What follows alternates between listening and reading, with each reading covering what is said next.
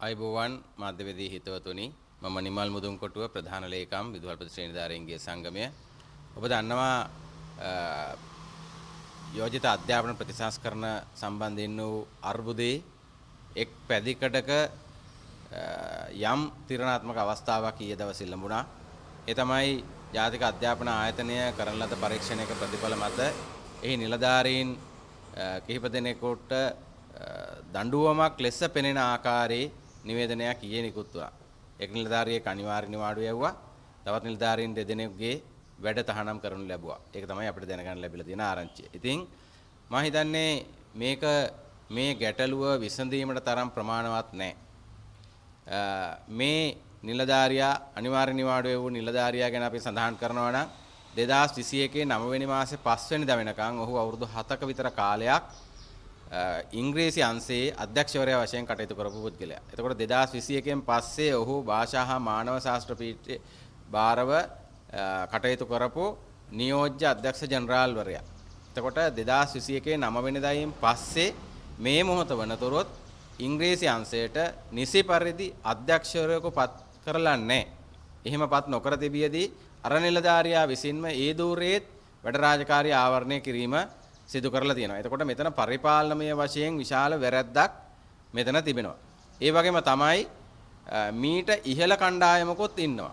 ඔවුන් ගැනත් අවධානය යොමු කළ යුතුයි. විශේෂයෙන්ම ඇකඩමික් අෆෙයාර්ස් බෝඩ් ශාස්ත්‍රීය කටයුතු මණ්ඩලයට රජයක් පත් වුණාට පස්සේ ආණ්ඩුවක් පත් වුණාට පස්සේ ඒ ආණ්ඩුවේ අධ්‍යාපන ඇමතිවරයාගේ හෝ ඇමතිවරියගේ අභිමතය පරිදි පත්වන නිලධාරීන් කණ්ඩායමක් ඉන්නවා. ඔවුන් තමයි මේ මොඩියුල් අනුමත කරලා තියෙන්නේ.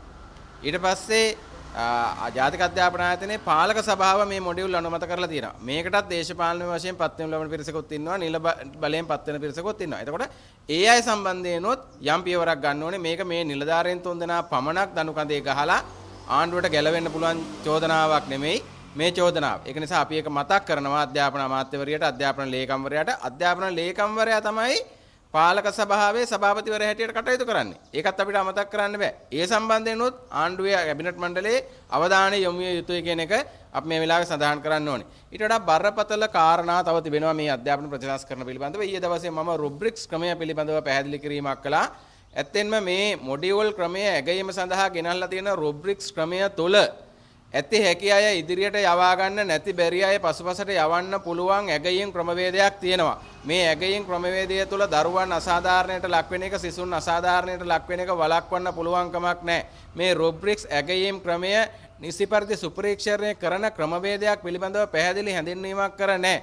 ඒ පිළිබඳව ජනතාව දැනුම්පත් කිරීමේ කුළුණ යටතේ කිසිම වෙලාවක කිසිම නිලධාරියෙක්, බලධාරියෙක්, දේශපාලඥයෙක් තාම ජනතාව දැනුම්පත් කළා නැහැ. මේ කිසිවක් නොදැන තමයි දෙමව්පියන් මේ මොඩියුල් ටික ඉල්ලන්නේ. මොඩියුලේ විතරක් නෙමෙයි, ඔය මොඩියුලේ කරුණා කරලා අපි කියනවා ඉංග්‍රීසි මොඩියුලේ තිබුණු වෙබ් අඩවියට විතරක් මේක ලඝු කරන්න එපා. ඊට වඩා බරපතල ප්‍රශ්න ගණනාවක් තිබෙනවා. විශේෂයෙන්ම මේ ඇගයීම් ක්‍රමය පිළිබඳව අපිට කිසිසේත්ම සෑහීමකටපත් වෙන්න බෑ.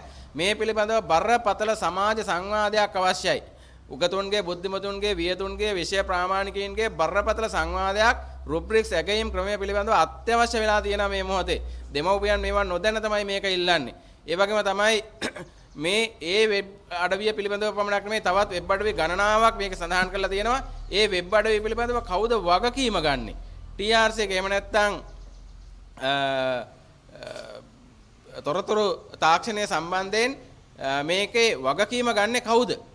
එතන අපිට ප්‍රශ්නයක් තිබෙනවා. මේ වෙබ් අඩවි වල YouTube නාලිකාවල අන්තර්ගතය කවදා හරි දවසක වෙනස් කළොත්, ඒක දරුවන්ට අහිතකර ආකාරයෙන් වෙනස් කළොත් ඒකේ වගකීම ගන්න කවුද? ඒක නිසා මේ වෙබ් අඩවි සහිත මොඩියුල් එකක්වත් දරුවන්ට දෙන්න සුදුසු නෑ කියන එක තමයි අපේ නිර්දේශය. විදුලි සංදේශ නියාමන කොමිෂන් සභාවේ අනුමැතියක් මේකට නෑ.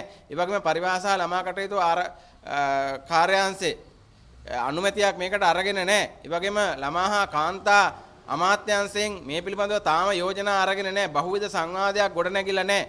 ඒ වගේම තමයි මේ මොඩියුල් ක්‍රමය ක්‍රියාත්මක කරනවා නම් අනිවාර්යෙන්ම පාසල් වල පහසුකම් ටික තිබිය යුතුමයි.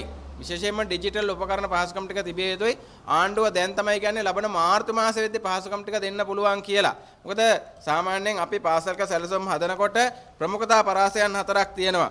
පළවෙනි එක තමයි අධ්‍යාපනය තුළ සාධාරණත්වය ශක්තිමත් කිරීම සහ දරුවන්ට සමාන ඉගෙනුම් අවස්ථා සැලසීම කියන ප්‍රමුඛතා පරාසය. මේක තියෙන්නම ඕනේ අධ්‍යාපනය තුළ. මේක හැකිතාක් උපරිම ආකාරයෙන් රකින්නට ඕනේ. අධ්‍යාපනය තුළ සම සාධාරණත්වය සියලු සිසුන්ට ලැබිය යුතුයි. එතකොට ලංකාවේ පාසල් 782ක් තියෙනවා විදුලි බලය නැති පාසල්. එතකොට විදුලි බලය නැති පාසල් 782ක් තියෙද්දි කොහොමද ඩිජිටල් උපකරණ ක්‍රියාත්මක කරන්නේ? ආණ්ඩුවට බැරි දෙයක්ද මේ පාසල් 782කට විදුලිය සපයන්න? එතකොට මෙන්න මේ වගේ ගැටලු ගණනාවක් තියෙනවා. මේ ඩිජිටල් උපකරණ ටික පාසලට යන්නේ නැතුව සම අධ්‍යාපනයක් රටේ සියලු ළමයින්ට දෙන්න බෑ. ඒක මේ උද්ඝෝෂණය කරන දෙමව්පියෝ සහ ඔවුන්ට උඩගෙඩි දෙන දේශපාලන පක්ෂ සහ දේශපාලන නියෝජිතයෝ දැනගන්න ඕනේ. එහෙම දැනගත්තේ නැතුව මේ දෙමව්පියෝ අමාරුවේ දාලා ළමයි අමාරුවේ දාලා මේ ඇගයීම් ක්‍රමය හරහා වැරදි පූර්වාදර්ශයක් ගොඩනගලා විශේෂයෙන්ම මේ ඇගයීම් ක්‍රමයේ අනාගතයේ මොකක්ද කියන එක කිසිදු පැහැදිලි කිරීමක් හරියට සඳහන් කරලා නැහැ.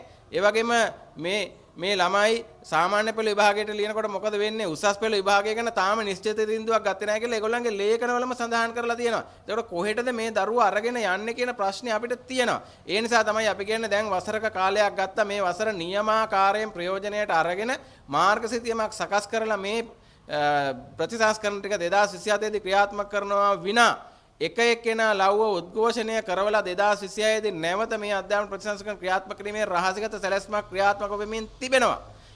එහෙම අපරාධයක් කරන්න එපා කියන එක අපි මේ රටේ පාලකයන්ගෙන් කාරුණිකව ඉල්ලන්න කැමතියි මේ වෙලාවේ. මොකද ඒක මහා අපරාධයක් රටට කරන. ඒ වගේම මේ ප්‍රමුඛතා පරාසයන් ගැන කතා කරනකොට තව දෙවෙනි ප්‍රමුඛතා පරාසය තියෙනවා සාමාන්‍ය අධ්‍යාපනයේ ගුණාත්මක භාවය වැඩි දියුණු කිරීම. එතකොට මේ අධ්‍යාපනයේ ගුණාත්මක භාවය වැඩි දියුණු කිරීමට අදාළ මුදල් අයවැයෙන් වෙන් කරලා නැහැ ඇති පරිදි.